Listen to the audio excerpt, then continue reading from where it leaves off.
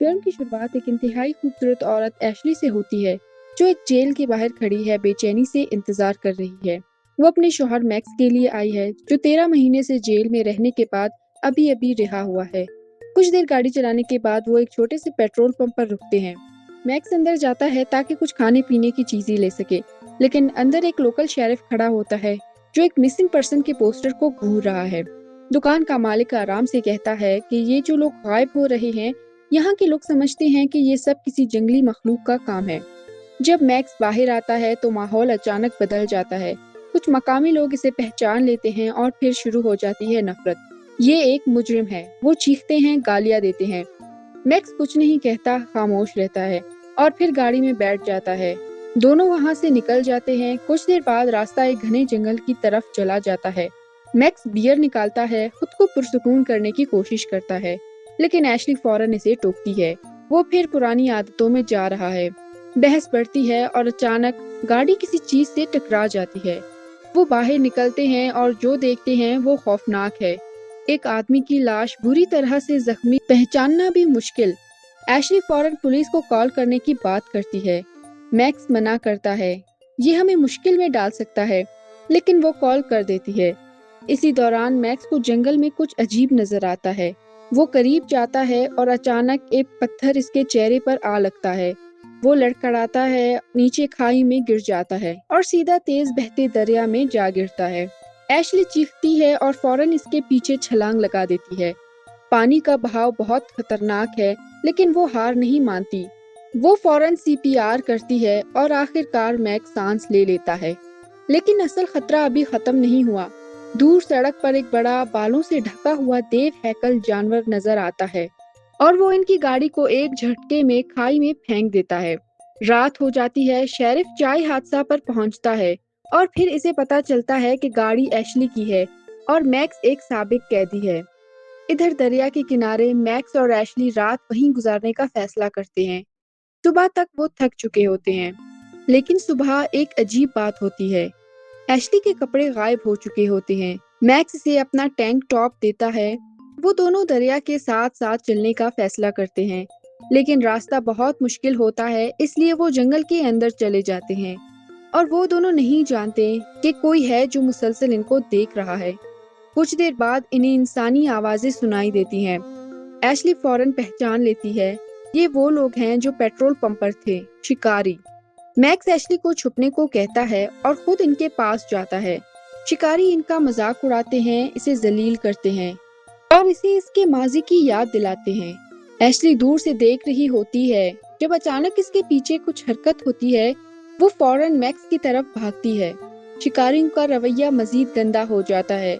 وہ ایشلی پر فحش جملے کستے ہیں، لیکن اصل خطرہ ابھی شروع ہونا ہے۔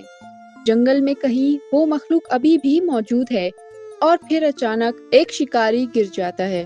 اس کے گلے میں تیر لگا ہوتا ہے۔ اب سب ہتھیار نکال لیتے ہیں، فائرنگ شروع ہو جاتی ہے، لیکن وہ چیز بہت تیز ہے، بہت ہوشیار۔ ایک ایک کر کے شکاری گرنے لگتے ہیں۔ وہ دیو ہیکل مخلوق اب پوری طرح ظاہر ہو جاتی ہے اور ایک خوفناک حملہ شروع ہو جاتا ہے۔ ایشلی بھاگتی ہے، میکس بے ہوش پڑا ہوتا ہے اور وہ مخلوق اسے پکڑ لیتی ہے اور جنگل میں گھسیٹ کر لے جاتی ہے۔ اچانک گولی چلتی ہے۔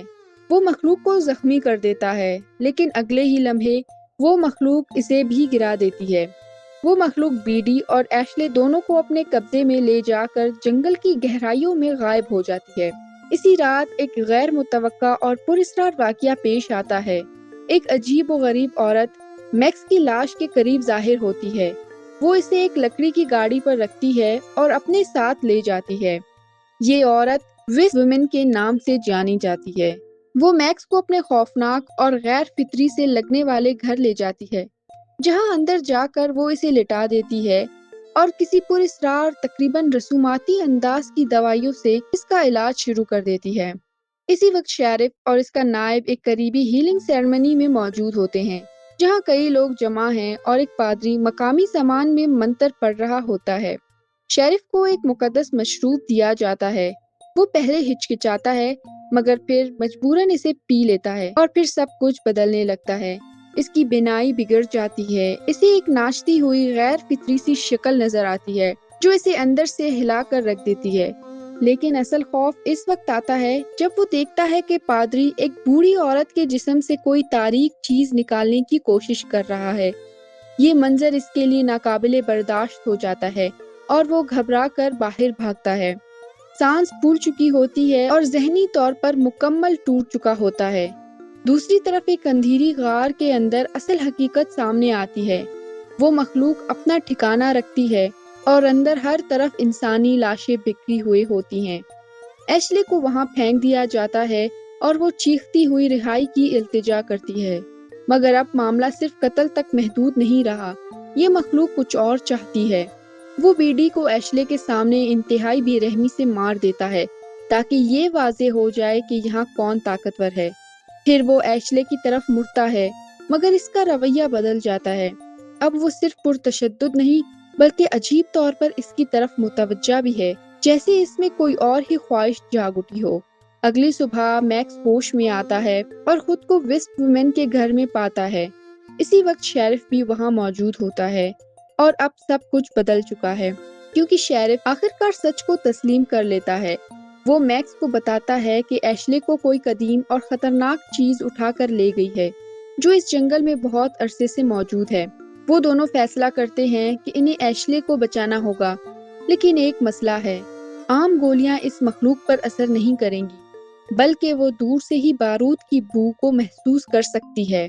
اس لیے وہ مختلف طریقہ اختیار کرتے ہیں۔ وہ لکڑی کے ہتھیار اور نیزے تیار کرتے ہیں، لیکن شیرف خفیہ طور پر اپنی بندوق بھی ساتھ رکھتا ہے، جس پر ایک عجیب سی لیپ لگا کر اس کی بو چھپانے کی کوشش کی جاتی ہے۔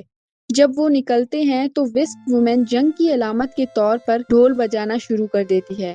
غار کے اندر وہ مخلوق یہ آواز سن لیتی ہے اور سمجھ جاتی ہے کہ اسے چیلنج کیا جا رہا ہے۔ اس لیے وہ غار سے باہر نکل کر جنگل میں چلی جاتی ہے اور ایشلے کو پیچھے چھوڑ دیتی ہے۔ اسی لمحے ایشلے کسی طرح خود کو آزاد کر لیتی ہے، کچھ ہتھیار اور کپڑے اٹھاتی ہے اور بھاگ نکلتی ہے۔ جنگل میں میکس اور شیرف الگ الگ راستوں سے آگے بڑھتے ہیں۔ فضا انتہائی تناؤ سے بھری ہوتی ہے۔ شیف اچانک میکس کو کہتا ہے کہ وہ اپنی بیوی کو بچانے کی ذمہ داری خود لے گا اور وہ مخلوق کو اکیلا روکنے کی کوشش کرے گا۔ وہ دونوں الگ ہو جاتے ہیں۔